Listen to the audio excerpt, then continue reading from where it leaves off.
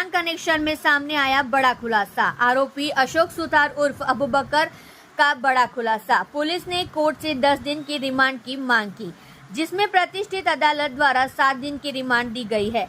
आरोपी 1.5 साल पहले 10 पाकिस्तानी लड़कियों के संपर्क में आया था, जो लगातार संपर्क में रहकर लड़कियों से चैटिंग करता था। एक लड़की से चैटिंग के दौरान उसका प्रेम प्रसंग भी हो गया, जिसमें लड़की ने आरोपी अशोक सुथार से कहा कि अगर तुम मुझसे शादी करना चाहते हो तो आपको कन्वर्ट करना होगा, जिसके लिए मैं आपको यहाँ से हमारे धर्म की कुछ किताबें भेजूंगी।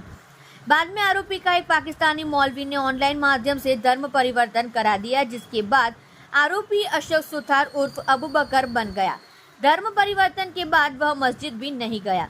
हालांकि उनके परिवार को नहीं पता था कि वह धर्म परिवर्तन किया गया है। इस प्रकार धर्मांतरण एक प्रकार का हनी ट्रैप हो सकता है। ऐसे में हमें संभावना है कि अगर हर चीज की जांच की जाए तो बड़ा खुलासा होगा। हालांकि पाकिस्तान अपने बयान के अनुसार आरोपी मौलवी सोहेल के संपर्क में आया था। તારીખ 4/5/2024 રોજ મોહમ્મદ સોહેલ ઉર્ફે મૌલવી જે કઠોરનો હતો એને ક્રાઇમ બ્રાન્ચે અગાઉ ધરપકડ કરેલી।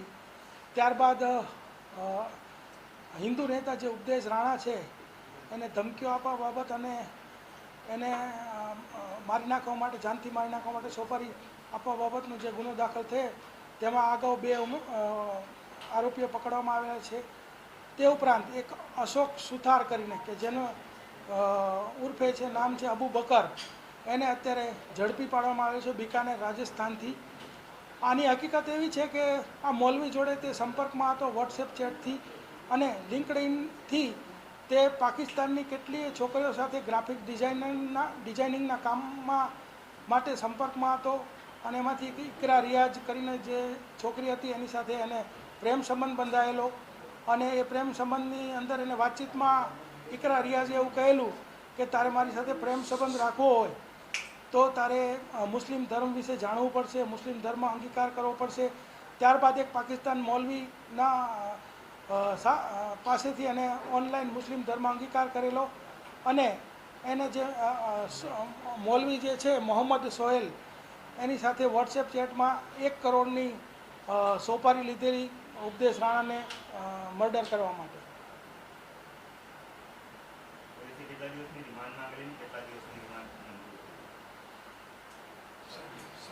પોલીસે 7 દિવસની રિમાન્ડ માગેલી અને એ મંજૂર થયેલ છે।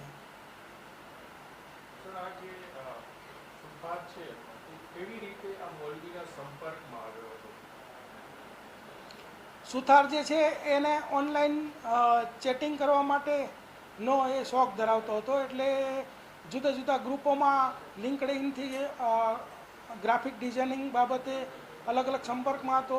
ઓછામાં ઓછી 10 મુસ્લિમ મહિલાઓ જે પાકિસ્તાનની છે એની સાથે સંપર્કમાં હતો।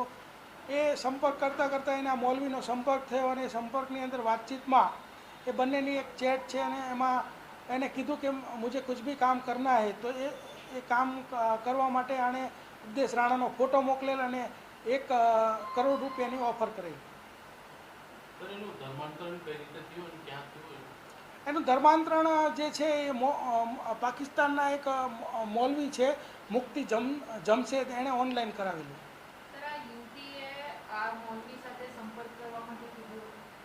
હા, ઇકરા રિયાઝ કરીને જે યુવતી છે એણે મૌલવી સાથે સંપર્ક કરવા નહોતું કીધેલું, મૌલવી સાથે તો એ અલગ રીતે સંપર્કમાં આવેલો, પરંતુ ધર્માંતરણ કરવા માટે એણે કીધેલું।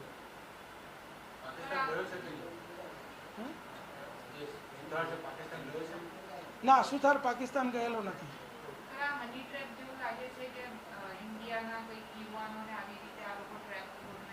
હા, ચોક્કસ હની ટ્રેપ હોવાની પ્રવૃત્તિ જે છે એ જણાઈ આવે છે કે ભાઈ કારણ કે જુદી જુદી 10 મહિલાઓના સંપર્કમાં આ વ્યક્તિ હતો અને 10 મહિલાઓના સંપર્કમાં એને ઇકરા રિયાઝ સાથે પ્રેમ સંબંધ બંધાયેલો।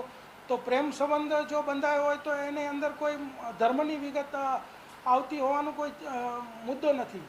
તો એને ધર્મ અંગીકાર કરવા માટે જે દબાણ કરવામાં આવેલું અને એને સમજાવવામાં આવેલો, એટલે આ ચોક્કસપણે હની ટ્રેપ થ્રુ ધર્માંતરણ કરવાનું અને ભારત વિરોધી પ્રવૃત્તિઓ કરવાનું કાવતરું હોઈ શકે છે। કેટલા સમય પહેલાની સર આ વાત હશે જ્યારે એનો ધર્મ પરિવર્તન કર્યો હશે? 1.5 વર્ષ પહેલાની આ વાત છે। એ હજી અમારી તપાસ ચાલુ છે. એ બાબતે જો કોઈ જાણકારી મળશે તો આપણને જણાવશું. અશોકના જે ઘરવાળા છે એ ધર્માંતરણ કર્યું છે એ બાબતમાં એની ક્યાં ના, અશોકના ઘરવાળા જે છે એને કોઈ પણ બાબતનો ખ્યાલ નથી. આ તો બધું એને ઓનલાઈન ચેટિંગની અંદર જે વાતોચીતો કરેલી ને ધર્માંતરણ કરેલું એ પોતે જ જાણતો હતો. એના ઘરવાળા આ બાબતે સંપૂર્ણ અજાણ છે. ધર્મ પરિવર્તન બાદ આ મુસ્લિમ લોકો જે રીતે રહે છે, નમાઝ અદા કરે છે, મસ્જિદ જાય છે, આવી પ્રવૃત્તિ કરતો હતો? ના, એવી કોઈ પ્રવૃત્તિઓ કરતો હોય એવું અમને હજી સુધી જણાવેલ નથી. ઓકે સર હિન્દી તરફ હિન્દી